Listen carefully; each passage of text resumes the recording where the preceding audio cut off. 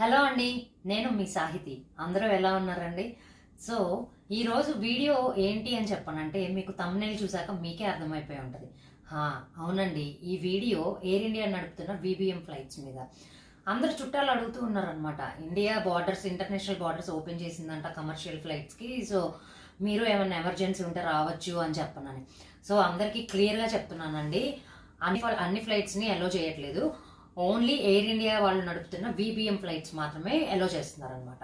అసలు ఈ విబిఎం అంటే ఏంటి, ఎలాగా ఏంటి అని చెప్తాను నేను. విబిఎం అంటే వందే భారత్ మిషన్ అనమాట.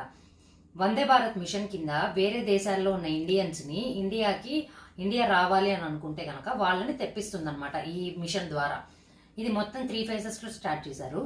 phase 1, phase 2లో లాటరీ సిస్టమ్ ద్వారా, అంటే మన ఇండియన్ ఎంబసీకి రిజిస్టర్ అయితే లాటరీ సిస్టమ్ ద్వారా మన పేరు వస్తే కనుక మనకి కాల్ చేసి బై చేయించిన తర్వాత అది మనకి కన్ఫర్మ్ అవుతుంది అనమాట. మీరు అనుకుంటున్నారేమో లాటరీ అంటే ఈజీగా వచ్చేస్తుంది కదా అని చెప్పనని. Lottery ticket, $1 million lottery ticket అయినా తొందరగా వస్తుందేమో, కానీ ఈ ఎయిర్ ఇండియా టికెట్ మాత్రం రాదు అని చెప్పనని మేము ట్రై చేసి వదిలేసాం. అది వేరే విషయం అనుకోండి. సరే, ఇప్పుడు phase 3 స్టార్ట్ చేశారు.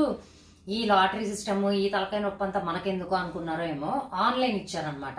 అదొక అద్భుతమైన అవకాశం. మేము అనుకున్నాము ఆన్లైన్ ఇచ్చారు కదా, ఇంకేముంది పిచ్చెక్కిచ్చచ్చు మనం అని చెప్పను అనుకున్నాం. బట్ ఎలో చేసిన తర్వాత మాకు అర్థమైంది ఏంటంటే నిజంగానే పిచ్చెక్కిపోతుంది అని చెప్పనని. నార్మల్ టైమ్స్లోనే ఎయిర్ ఇండియా కస్టమర్ కేర్కి మాట్లాడాలంటే లైన్లో 3 నుంచి 4 గంటలు ఉండాలి. సైట్లో ఇష్యూస్ కూడా చాలానే ఉంటాయి అనమాట. అంటే పేమెంట్ ఇష్యూస్ అని అట్లా చాలానే ఉంటాయి సైట్లో ఇష్యూస్. ఇప్పుడు దీని పుణ్యమా అని చెప్పనని కస్టమర్ కేర్ వాళ్ళతో మాట్లాడాలంటే పూటలు.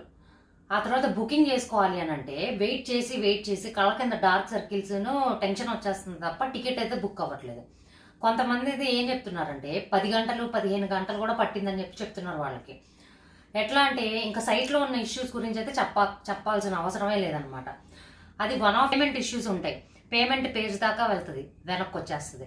సరే, ఇంత కష్టపడి పేమెంట్ అయిపోయింది కదా అని చెప్పన్నాను అనుకుంటే కట్ అవ్వాల్సిన అమౌంట్ కంటే ఎక్కువ కట్ అవుతుంది కొన్ని సిచ్యువేషన్స్లోనేమో మనీ కట్ అయిపోతాయి బ్యాంకులోంచి, కానీ మనకి టికెట్ అనేది మన అకౌంట్లోకి రాదు. ఇలాంటి ఇష్యూస్ చాలానే ఉన్నాయి. సో ఆ ఇష్యూస్ అన్ని పక్కన పెట్టేస్తే టికెట్ కాస్ట్ ఎంత అనుకుంటున్నారండి? $1,500 అనమాట.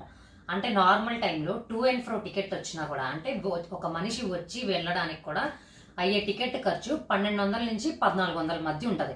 ఈ టికెట్ మాత్రం ఓన్లీ వన్ వే టికెట్ వచ్చి $1,500. సరే, మేము అప్పటికే అనుకున్నాం ఇవన్నీ నార్మల్ సిచ్యువేషన్స్ కాదు, ఇప్పుడు ఈ కోవిడ్ వీటన్నిటి వల్ల కొంచెం టికెట్స్ కానీ అన్ని పెరిగి ఉండొచ్చు అని చెప్పాలని మేము అనుకున్నాం. బట్ టికెట్ కాస్ట్ పక్కన పెట్టినా కూడా ఇవన్నీ అసలు ఎన్ని రకాల ఇష్యూస్ అంటే ఒకదాని తర్వాత ఒకటి వస్తూనే ఉన్నాయన్నమాట. మీరు అనుకోవచ్చు ఇప్పుడు ఇంత అర్జెంటుగా మీరు ఇండియా రావాల్సిన అవసరం ఏముంది అని చెప్పానని. నా సంగతి పక్కన పెట్టేయండి. చాలా మంది పేరెంట్స్ వచ్చి ఇక్కడ ఇరుక్కుపోయిన వాళ్ళు ఉన్నారు. వీసాలు ఎక్స్టెండ్ అవ్వక రిజెక్ట్ అయిపోయి వెయిట్ చేస్తున్నారు ఇండియాకి వెళ్ళాలి అని చెప్పానని. చిన్న పిల్లలతో ఎదురు చూస్తున్న వాళ్ళు ఉన్నారు. అండ్ మోర్ ఓవర్ ఇట్లా మెడిసిన్స్, పేరెంట్స్ తెచ్చుకున్న మెడిసిన్స్ అయిపోయి ఉన్న వాళ్ళు ఉన్నారు.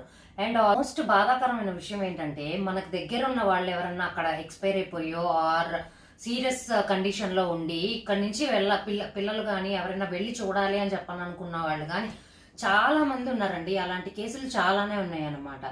ఇది కూడా అనుకోవచ్చండి, వలస కార్మికుల కష్టాలతో పోలిస్తే మీ కష్టాలా అని చెప్పనని. I completely agree with you on this అండి. వీడియోస్ చూసినప్పుడు కానీ టీవీలో న్యూస్ చూపిస్తున్నప్పుడు కానీ చాలా బాధ వేసింది. ఎట్లా అంటే I completely agree with you on this. ఇది వలస కార్మికుల కష్టాలతో పోలిస్తే ఈ యొక్క కష్టాలే కాదు. బట్ మీరే ఆలోచించండి, ఈ సిచ్యువేషన్లో ఉండి ఆలోచిస్తే ఇవి కూడా ఒక కైండ్ ఆఫ్ కష్టాలనే అనిపిస్తుంది. ఇప్పుడు వీసా ఎక్స్టెండ్ చేయాలి అని చెప్పి మనీ పరంగా పక్కన పెట్టేసిన, మనం మనీ ఇస్తాము ఓకే, అది పక్కన పెట్టేసిన వీసా ఎక్స్టెండ్ అవుతుందా, డెనే అవుతుందా, or illegal presence of stay అవుతుందా అని చెప్పనని అవి యుఎస్ గవర్నమెంట్ నుంచి ఆర్ గవర్నమెంట్స్, ఈ దేశాల గవర్నమెంట్స్ నుంచి రిజల్ట్ వచ్చేదాకా అది మనం టెన్షన్ పడుతూనే ఉండాలి కదా. అసలు అర్థం కాని విషయం ఏంటంటే మనం ఇంట్లో చిన్న పార్టీ ఆర్ అకేషన్ ఏదైనా చేయాలంటేనే end to end guidelines లేకుండా మనం స్టార్ట్ చేయం. అలాంటిది ఇంత పెద్ద మిషన్ స్టార్ట్ చేసేటప్పుడు ఆ మాత్రం guide lines, minimal guide lines లేకుండా ఎలా స్టార్ట్ చేశారు అని చెప్పనో అర్థం కాదు. ఎట్లా అంటే ఒక పర్టికులర్ ఎగ్జాంపుల్ చెప్తాను. ఎయిర్ ఇండియా నుంచి వచ్చే ప్రతి ఫ్లైట్, దాదాపు మాక్సిమం నెంబర్ ఆఫ్ ఫ్లైట్స్ ఢిల్లీలో లేఓవర్ ఉంటుంది. ఢిల్లీలో ఖచ్చితంగా ఆగాల్సిందే. ఆగిన తర్వాత మాత్రమే వేరే హోమ్ స్టేట్స్కి వెళ్తారు. అంటే చెన్నై వెళ్ళే వాళ్ళు చెన్నై, హైదరాబాద్, బెంగళూరు అట్లా వెళ్ళే వాళ్ళు వెళ్తుంటారు అనమాట ఢిల్లీలోంచి. ఇప్పుడు కోవిడ్ వచ్చిన తర్వాత వాళ్ళు ఎక్కడ క్వారంటైన్ ఉండాలి అనేది ఇప్పటి వరకు, నిన్నటి వరకు కూడా కరెక్ట్ రూల్స్ అనేవి పోస్ట్ చేయలేదన్నమాట. నిన్నటి దాకా కూడా ఏమంటారు, ఢిల్లీలో క్వారంటైన్ ఉండాలి 7 రోజులు, ఆ తర్వాత హోమ్ స్టేట్స్కి వెళ్ళిపోయిన తర్వాత వాళ్ళ హోమ్ స్టేట్స్లో కూడా క్వారంటైన్ ఉండాలి 7 రోజులు అంటారు. ఇప్పుడు భాష రాని పేరెంట్స్ ఉంటారు, రోజులు ఉండాలి అని అంటే భాష రాకుండా ఫుడ్ అనేది స్ట్రేట్ ఫుడ్ అనేది లేకుండా ఉండటం ఎంత ఇబ్బంది అండి అది. అదే అసలు. సో అది పక్కన పెట్టేసిన నిన్న ఒక న్యూస్ లో చూశాను, కేజ్రీవాల్ గారు అన్నారంట ఓన్లీ ఢిల్లీ లోకలైట్స్ కి మాత్రమే మేము ట్రీట్మెంట్ చేస్తాము అని చెప్పనన్నారు.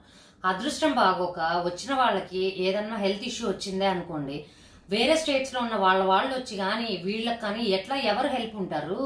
ఈ అంటే అసలు వీటి మీద, ట్రావెల్ మీద గైడ్ లైన్స్ ఇవ్వలేని వాళ్ళు రేపు అదృష్టం బాగోక ఏమన్నా వచ్చింది అనుకోండి, వాటి మీద అసలు గైడ్ లైన్స్ ఎట్లా ఉంటాయండి? ఎట్లాగా ఎక్స్పెక్ట్ చేయగలం మనం గవర్నమెంట్స్ నుంచి? అసలు స్ట్రేంజ్ థింగ్ ఏంటంటే అసలు ఒకళ్ళు ఇచ్చే రెస్పాన్స్ ఇంకోళ్ళు ఇచ్చే రెస్పాన్స్ అసలు మ్యాచ్ అవ్వదు. అంటే గవర్నమెంట్ ఆఫ్ ఇండియా ఒకటి చెప్తుంది, ఎయిర్ ఇండియా వాళ్ళు ఒకటి చెప్తారు. సరే అని ఎయిర్ ఇండియా కస్టమర్ కేర్కి చెప్తే 4-5 గంటల లైన్లో ఉండి వాళ్ళు చెప్పే రెస్పాన్స్కి అయితే అసలు మతి పోతుంది అనమాట. సరే ఇంత కష్టపడి లైన్లో ఉన్నాం కదా, వాళ్ళు రెస్పాన్స్ ఇస్తారు అని చెప్పానని అనుకుంటే వాళ్ళ దగ్గర సొల్యూషన్ లేదనుకోండి, సీదా కట్ చేసేస్తారనమాట. మనం ఇన్ని గంటల లైన్లో ఉన్నా కూడా సీదా లైన్ డిస్కనెక్ట్ చేసేస్తారు. విషయం ఏంటంటేనండి, ఇప్పుడు ఇండియా అన్ని ఓపెన్ చేసేసింది. బార్ షాప్స్, ఆ తర్వాత మాల్స్, రెస్టారెంట్స్, ఇవన్నీ టెంపుల్స్, ఇట్లా అన్ని ఓపెన్ చేసేసింది. బార్ షాప్స్ ఓపెన్ చేసిన కొత్తలో అయితే మేము వీడియోస్లో చూసాము, మైళ్ళ కొద్ది జనాలు ఉండి కొనుక్కొని వెళ్ళిన వాళ్ళు ఉన్నారు. అప్పుడు రాని సోషల్ డిస్టెన్సింగ్ రూల్స్ వేరే దేశాల నుంచి వస్తేనే వస్తుంది అని చెప్పనని ఉందా అండి? ఇక్కడ ఫ్లైట్ ఎక్కిన దగ్గర నుంచి ప్రతి చోట అడుగడుగునా కూడా ప్రతి చోట కూడా సేఫ్టీ మెజర్స్ తీసుకుంటూనే ఉన్నారు. ఢిల్లీలో దిగిన వెంటనే కూడా వాళ్ళని దేశంలోకి వదిలేయట్లేదు. 7 రోజులు 14 రోజులు క్వారంటైన్లో పెట్టి టెస్ట్ నెగిటివ్ వస్తే తప్ప వాళ్ళని వేరే విజిటర్స్ని వదలట్లేదు.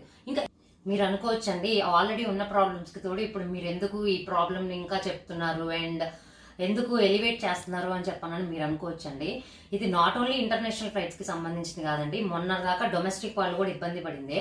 ఇప్పుడు మీరు కనుక ట్విట్టర్లో యాక్టివ్ థ్రెడ్స్ ఉన్నాయి, నాట్ ఓన్లీ యూఎస్ఏ, యూఏఈ, అట్లా లండన్, వేరే దేశాల్లో ట్రావెల్ లేక ఇబ్బంది పడుతున్న ఇండియన్స్ చాలా మంది ఉన్నారు. And more over Facebook groups ఉన్నాయి, చాలా యాక్టివ్ ఫేస్బుక్ గ్రూప్స్ ఉన్నాయి అనమాట. దాంట్లో వీళ్ళందరూ ఏ విధంగా డిఫికల్టీస్ ఫేస్ చేస్తున్నారు అని చెప్పనని పోస్ట్ చేస్తున్నారు. అవన్నీ మీరు చూస్తే కనుక మీకే అర్థమవుతుంది ఇది ఎంతవరకు కరెక్ట్ అని చెప్పనన్న విషయం మీకే అర్థమవుతుంది.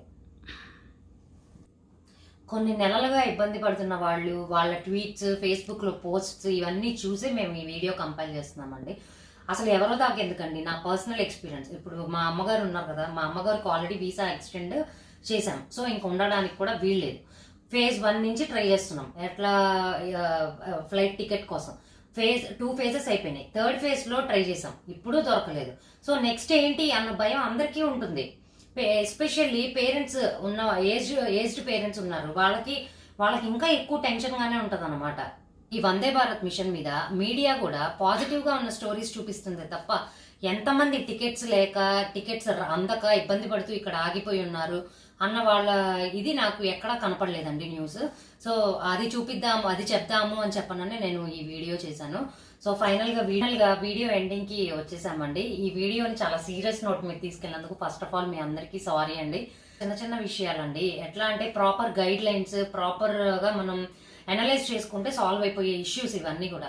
ఎందుకు అంత ప్రాపర్ గైడ్ లైన్స్ లేకుండా, ఎందుకు సిచ్యుయేషన్ అంత అనలైజ్ చేయకుండా చేస్తున్నారు అన్నదే మా బాధ. ఎందుకంటే ఒక్కదాని ఇష్యూ ఆర్ వేరే ఒక్కళ్ళ ఇష్యూనో కాదు, ఇట్లా ఈ ఇష్యూ ఫేస్ చేస్తున్న వాళ్ళు చాలా మందే ఉన్నారు. మీకు కుదిరితే గనక మీరు కూడా ఆ ఫేస్బుక్ గ్రూప్స్ లో జాయిన్ అయ్యి ఎలాగో ఇంటర్నేషనల్ ట్రావెల్ లేక జనాలు ఇబ్బంది పడుతున్నారు అన్నది మీరు కూడా చూడాలి అని చెప్పనని నేను కోరుకుంటున్నాను.